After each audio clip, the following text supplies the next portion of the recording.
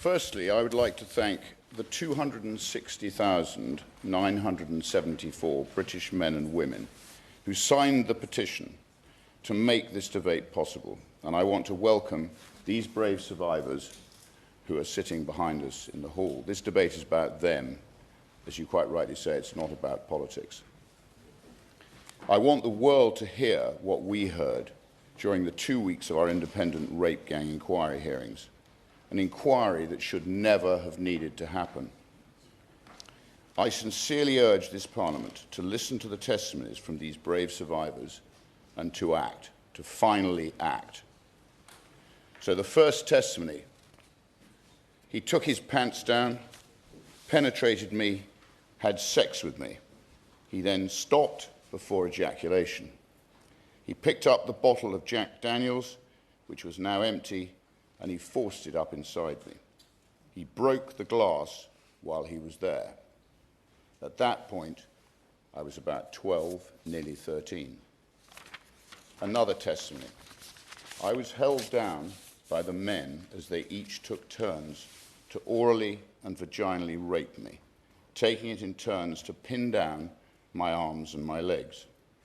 When the assault ended, the men hit me repeatedly, threatened to find me, kill me, and harmed my loved ones if I ever told anybody what had happened. Another: comments were constantly made suggesting that white girls, the Christian girls, were viewed as having fewer morals or lower values, whereas Muslim girls were described by some of the men as having dignity and higher moral standing. These comparisons were used to justify the way I was treated and to further humiliate and control me. Another: she was a white woman herself, who I imagine may have been groomed, and has obviously now married into the family, shouting obscenities at us. Throughout the whole sentencing, she was constantly saying, "Fucking liars, lying white bitches." She said to me that God will be the witness for what happens to me. Another: race did play a part and motivated the selection or demographic of the victims. Throughout my exploitation, the other girls I encountered or who were abused alongside me were almost exclusively white.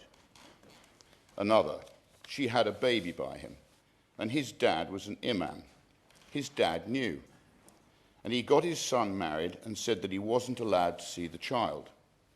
They look after their own community. Another: over the course of the abuse, I was raped by multiple police officers in different parts of the country. Another: he put a cigarette out on the baby's face. Another: it started when I was 13. I was raped by probably about 600 or 700 different men over 3 years.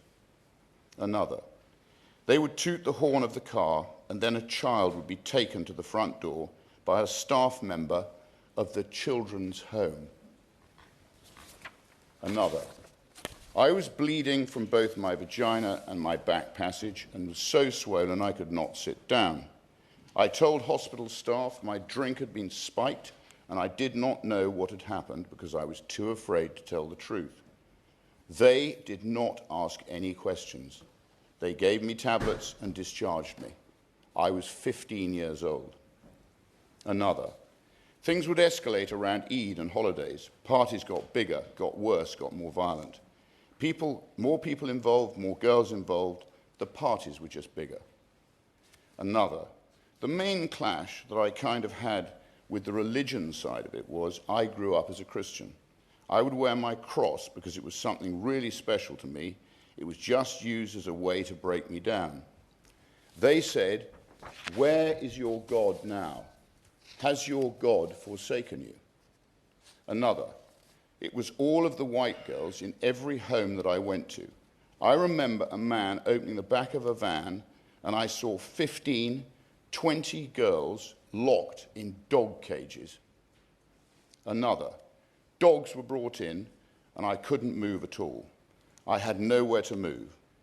I think that was the scariest thing, was not having any concept of it. There were men around me, not horrified, not disgusted, not helping, but filming and laughing. making bets on whether the dog could actually rape me or not. And yes, I was raped by a dog. The man just held my face, stared me down straight in the eyes, and he wanted to see me break, and he did. Another, I just want it to stop and not happen to any other children, and for people to actually act, to do something, and stop being so scared. I could continue for hours and hours. All of us in this building have a responsibility to finally act. Not to talk, but to act. Our Rape Gang Inquiry report will be released in the coming days. It will change Britain for good. Thank you.